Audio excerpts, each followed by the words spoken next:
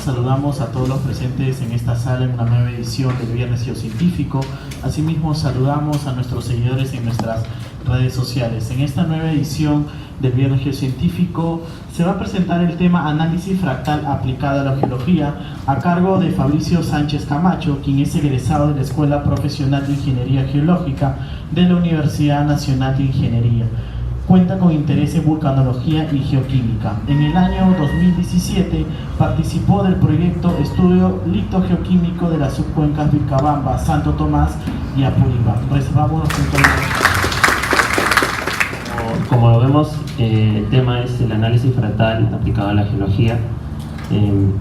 Los fractales son formas muy complejas que quizá hemos visto no solamente en la naturaleza, sino también digamos, en las nubes, en los ríos, quizá en el mismo cuerpo del ser humano. También tenemos formas que son muy complejas y que quizás las hemos visto, pero las hemos dejado pasar por el hecho de que, bueno, no se pueden describir muy fácilmente con la geometría que nosotros conocemos, que es la euclidiana, una línea, un triángulo, un cuadrado, y simplemente las dejamos y se han olvidado, y bueno, hemos tenido como formas que tienen, por así decirlo, un caos o no tienen ningún orden en sí.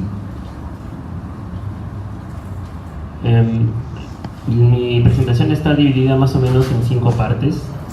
Primero tendremos los objetivos de mi presentación, que son lo que quiero alcanzar con lo que he logrado recopilar, la información que he podido encontrar. También una pequeña introducción acerca de las formas que se encuentran, o las formas fractales que encontramos en la naturaleza. También, si queremos entender cómo aplicar estos fractales a la geología, tenemos que saber qué es un fractal, qué características tiene, y al menos esas características fundamentales para saber si un objeto es o no es un fractal. También voy a citar algunas de las aplicaciones que se han dado para la geología, algunos modelos que se han generado utilizando estos principios fractales. Y bueno, unas conclusiones y recomendaciones acerca del tema. Bueno, como objetivos, básicamente son 3 objetivos principales lo que quiero alcanzar, que es explicar el concepto de los fractales y sus características. También demostrar que los diversos fenómenos geológicos tienen una naturaleza fractal, y mostrar las aplicaciones que tienen el generar modelos fractales para la geología.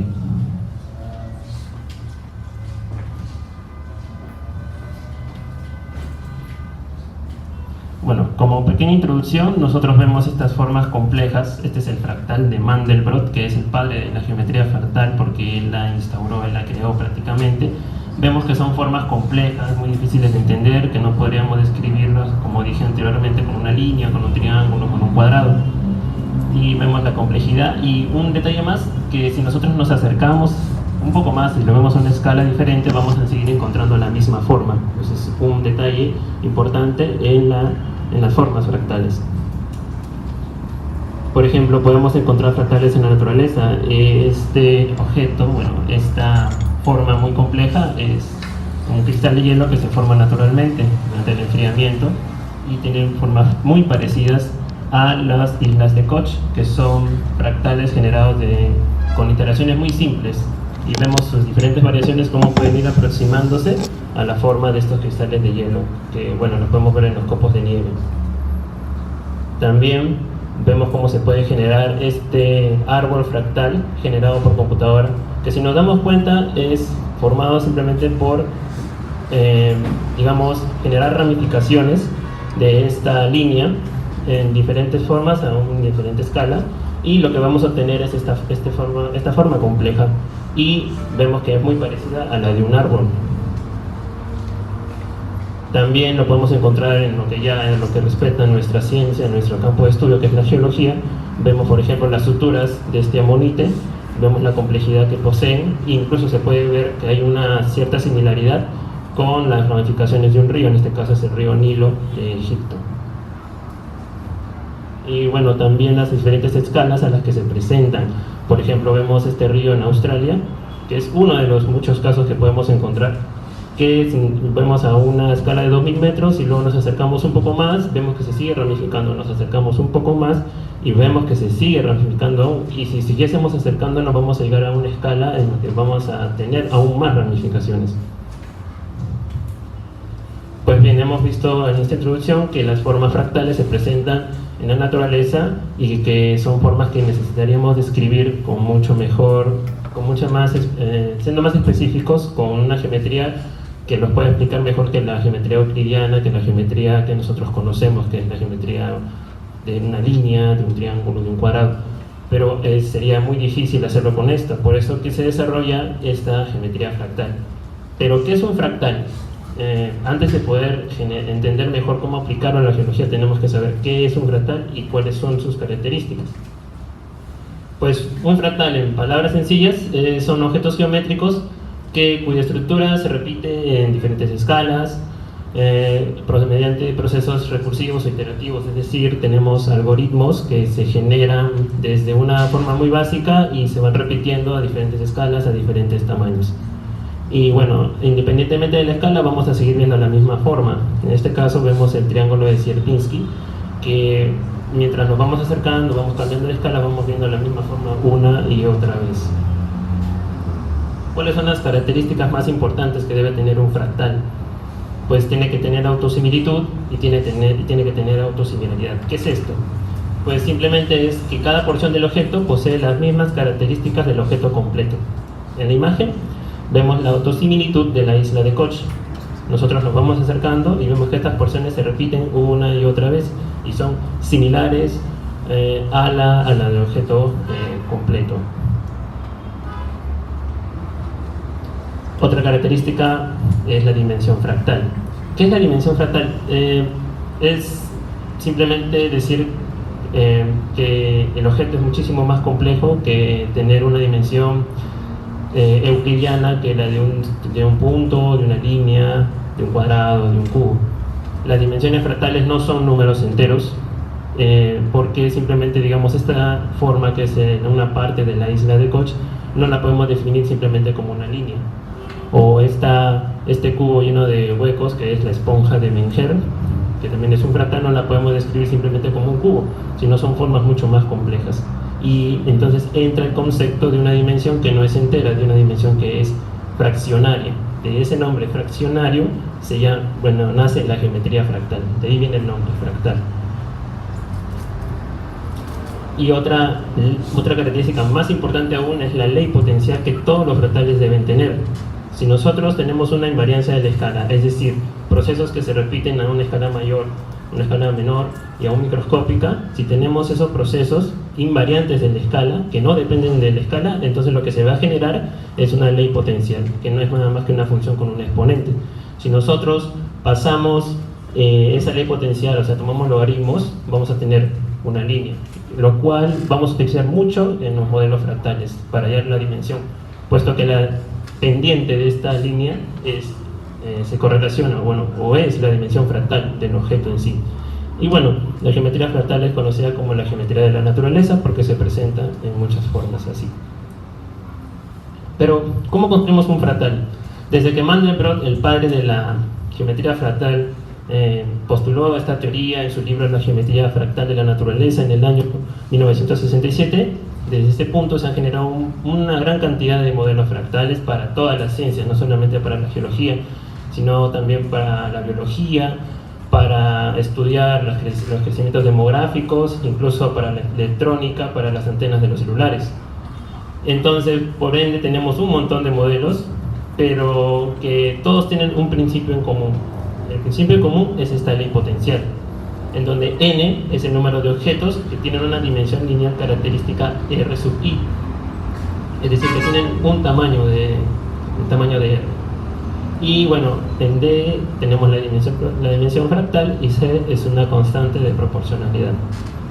Si nosotros tomamos logaritmos, vamos a despejar d y tendremos esta fórmula para hallar la dimensión fractal de un objeto.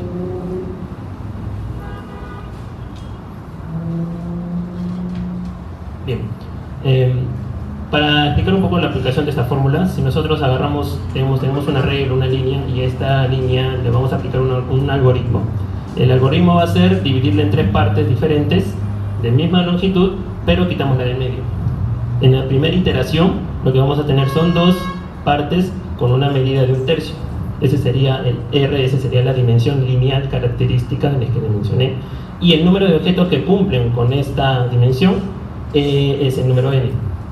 Si volvemos a repetir la iteración, pero con los trozos sobrantes, lo que vamos a obtener son trozos de 1/9 de longitud, y la cantidad de estos trozos que cumplen con esta dimensión son 4.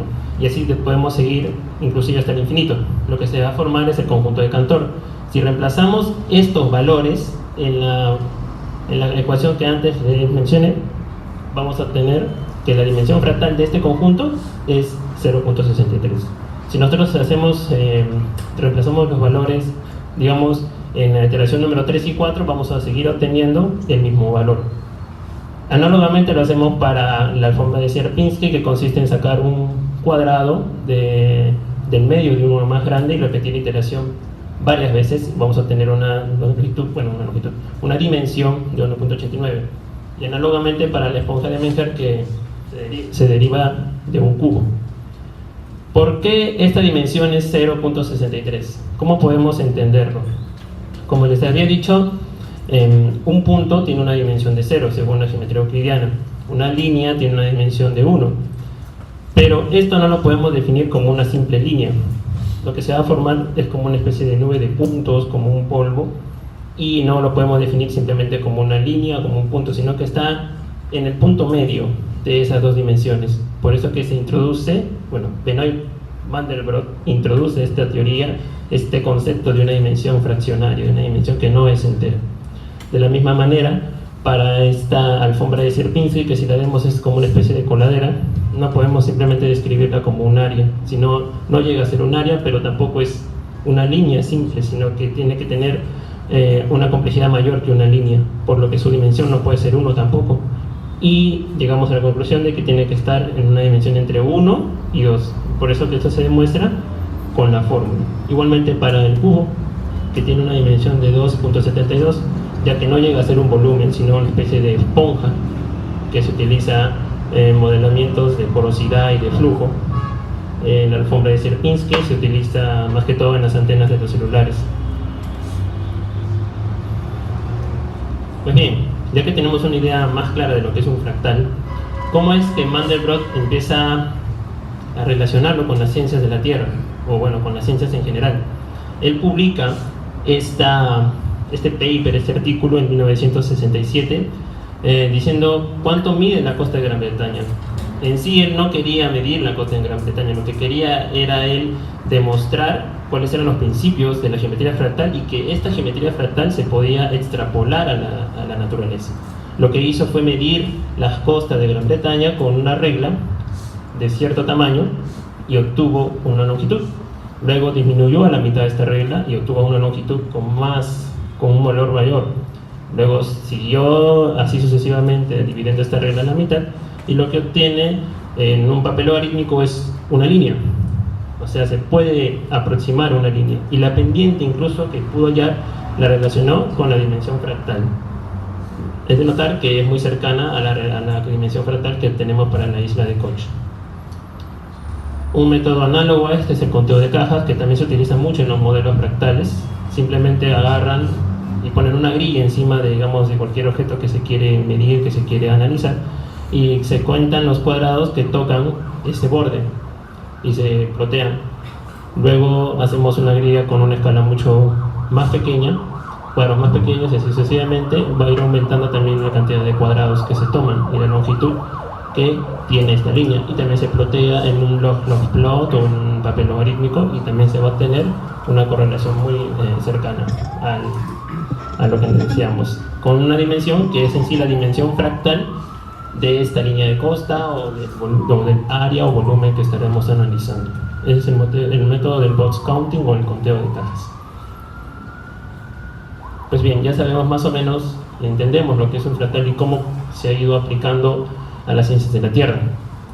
Ahora, más específicamente, vamos a hablar de sus aplicaciones en la geología. Pero antes, tenemos que saber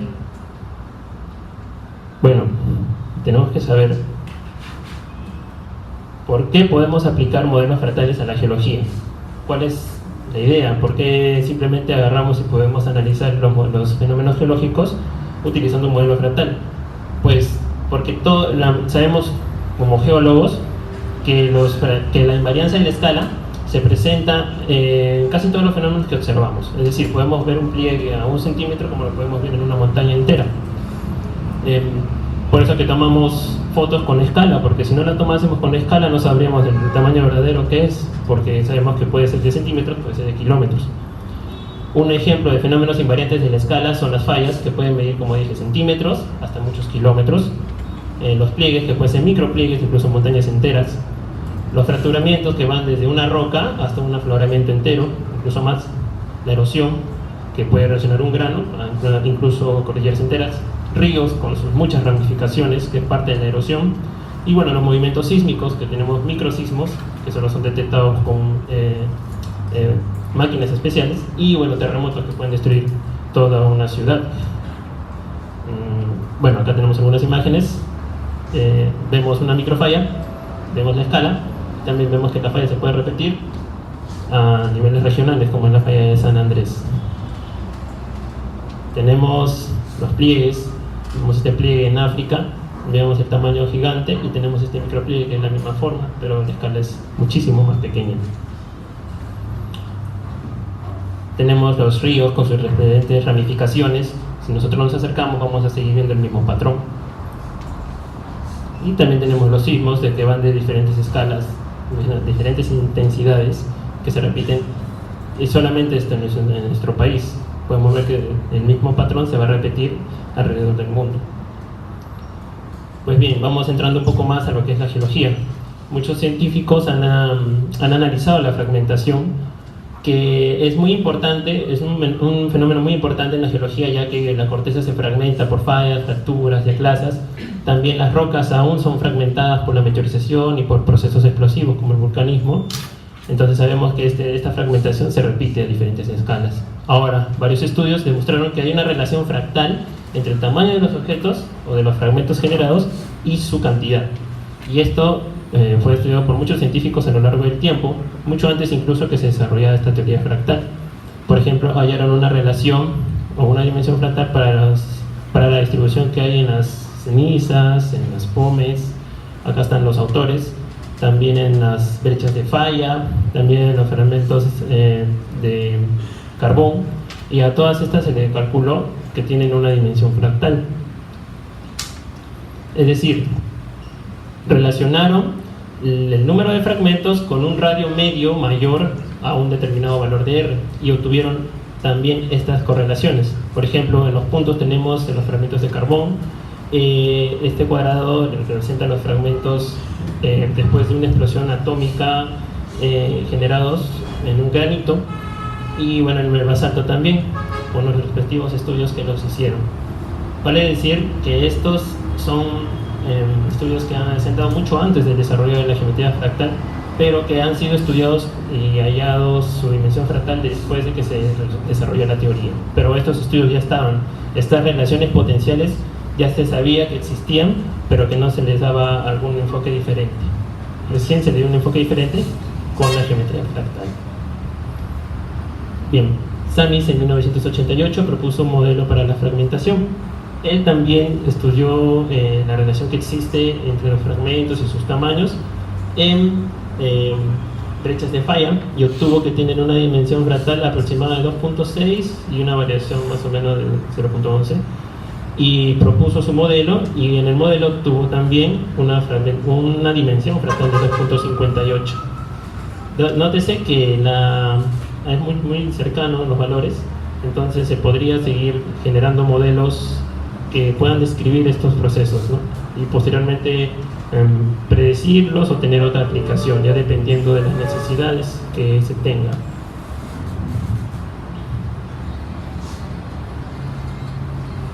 En el campo de la sedimentología, por ejemplo, Otford describió y clasificó partículas según su forma irregular con dimensiones fractales.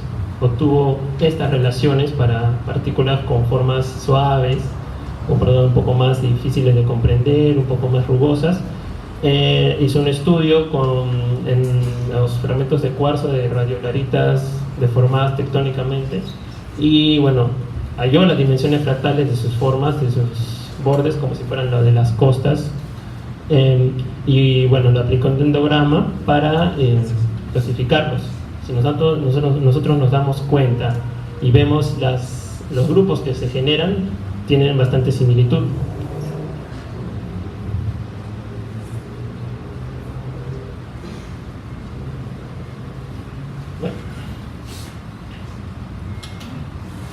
En el caso de la deposición mineral, Sanders lo que hizo fue estudiar las dendritas de un depósito.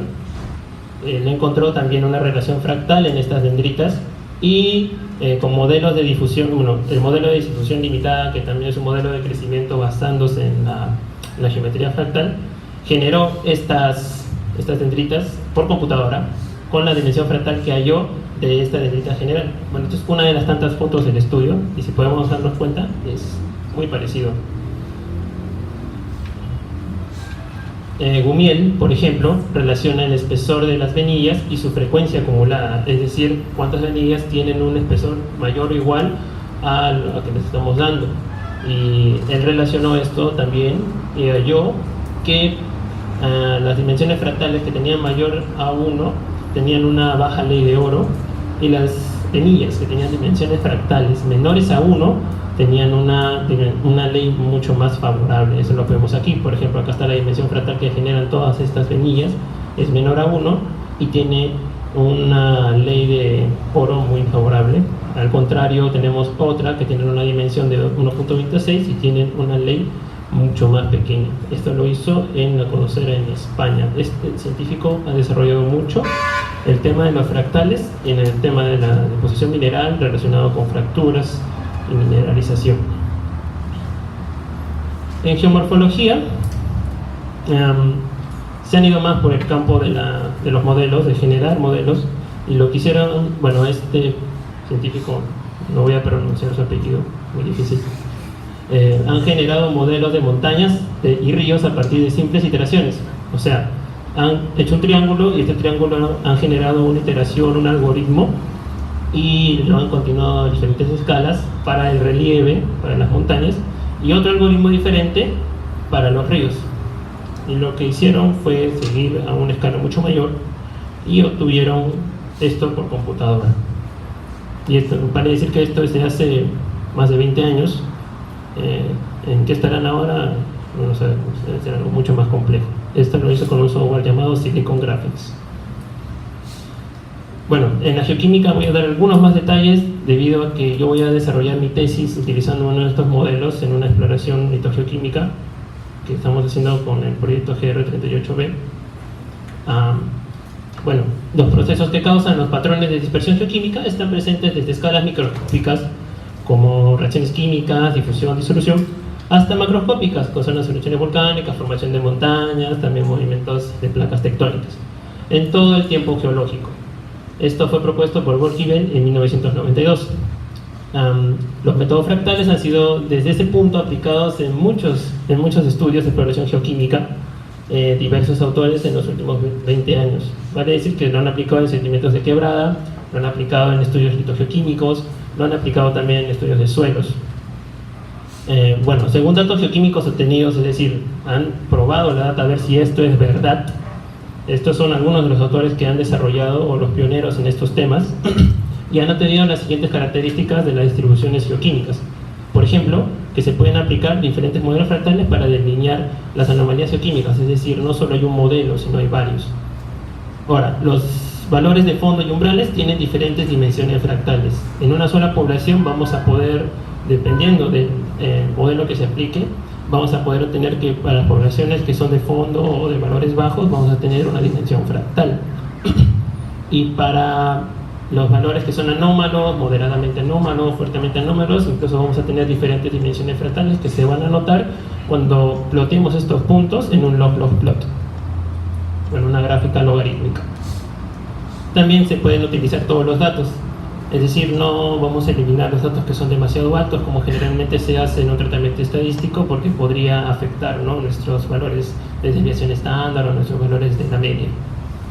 Y bueno, es aplicable para todo tipo de distribución. Sabemos que para aplicar, por ejemplo, el método de hallar el background y el threshold usando las divisiones estándar, es necesario que tengan una distribución normal o log normal. Si no la tiene, a veces no puede cumplirse de una manera exacta, pero en el caso de los fractales sí se puede aplicar sea cual sea la distribución. Estos son los modelos más utilizados hasta el momento. Por ejemplo, un método que relaciona la concentración en el área, la concentración y el perímetro, del número del tamaño. En el caso del método de la concentración en el área, desarrollada por Cheng y sus colaboradores en 1994, analiza la estructura del mapa geoquímico y también considera una distribución espacial. Acá tenemos la fórmula que les dije que al final es una simple variación del modelo general que tienen todos los fractales, en donde relaciona el área con las concentraciones mayores a un contenido a un contorno de valor R. C es una constante y bueno, D es la dimensión fractal de esa población. Vale decir que se requiere hacer un preprocesamiento de los datos, es decir, se tiene que hacer un kriging o un inversor a la distancia para ver la distribución de estos datos en el mapa o en el área que estamos estudiando. El método de la concentración y el perímetro es análogo a este método de concentración área. La diferencia es que acá no se calcula un área, sino simplemente el perímetro del contorno o el perímetro del área que estamos estudiando. Y bueno, en el caso del tamaño que fue propuesto por Mandelbrot, acá lo único que se relaciona son los números de muestras con una concentración mayor a un R dado. Y en este caso no se requiere un procesamiento de la data, sino que simplemente con la data que hemos obtenido en campo empezamos a generar los modelos. Un ejemplo de los tantos que hay es de Akbar en 2014, utiliza este método con 317 muestras de sedimentos de quebrada en un área aproximada de 600 kilómetros cuadrados. Aquí tenemos los mapas de distribución geoquímica utilizando un kriging para cada uno de los elementos. Bueno, no se notan, pero este es el arsénico, el oro, el cobre y el molibdeno. Primero hace un krigiaje para ver la distribución de estos elementos en el área. Posteriormente aplica el método de concentración área aquí. ¿Cómo? Lo que hace, por ejemplo, digamos que para una concentración de, digamos, 5 ppm de arsénico, ¿cuál es el área que tienen estas concentraciones mayores a 5 ppm? Vamos a ver que es un área muy grande. Si nosotros vamos aumentando el R, es decir, ya ahora quiero las áreas que tienen concentraciones mayores a 50 ppm, vamos a encontrar que se van a subrayar o seleccionar, digamos, este punto rojo. ¿Qué quiere decir? Que cuando vayamos aumentando la concentración, el área que van a ocupar estas concentraciones son menores. Y esta relación cumple una función potencial, es decir, una ley fractal. Y esto se ve aquí. Conforme vamos aumentando el tamaño de la concentración, el valor de la concentración, se va disminuyendo el área que ocupa. Y no solamente eso, sino que se pueden ajustar diferentes poblaciones estadísticas con diferentes líneas. Estas líneas tienen diferentes pendientes, cuyas pendientes representan cada una dimensión fractal diferente. Y bueno, los quiebres se pueden considerar como thresholds o valores o puntos de enriquecimiento. Es decir, esta población puede ser el background, dependiendo de los background regionales que tengamos. Un background, o puede ser un threshold, o una anomalía leve, una anomalía más fuerte y una anomalía aún más fuerte, dependiendo de los valores que tengamos en la región. Y bueno, acá tienen los valores para diferentes elementos. Con esto generas un mapa de anomalías geoquímicas. Mientras más poblaciones se tiene, se puede describir mejor esta área y puede describir lugares donde tenemos anomalías muy fuertes, anomalías moderadas, anomalías que son leves o simplemente valores de fondo. Bueno, algunos fractales más, por ejemplo, Bruno y sus colaboradores encuentran que los bordes de los flujos de lava también tienen una dimensión fractal, en una escala de 0.5 metros a 60 kilómetros. Petford cuantifica la regularidad de la morfología de los granos en granitoides, utilizando una dimensión fractal. Schlager demuestra la naturaleza fractal de secuencias estratigráficas carbonatadas también. María y sus colaboradores utilizan el análisis fractal para caracterizar las formas de partículas de origen volcánico. Y bueno, estos dos últimos autores utilizan la fractalidad de las cuevas y de los ambientes kársticos.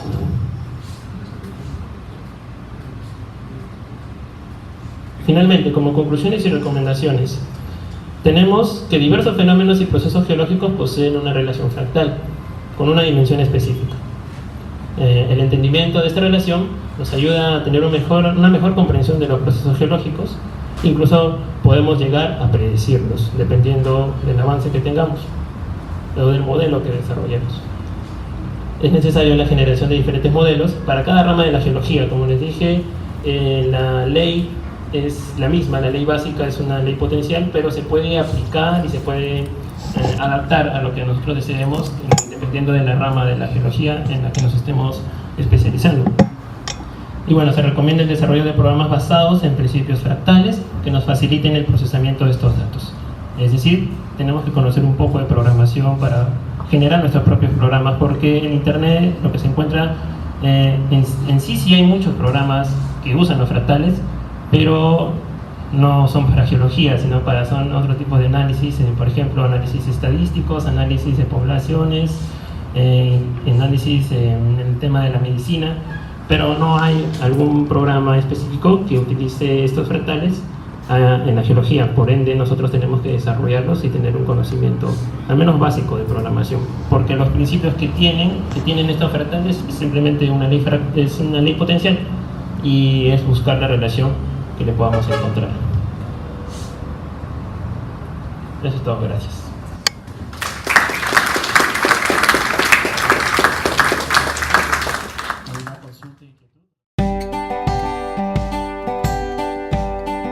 Gobierno del Perú, trabajando para todos los peruanos.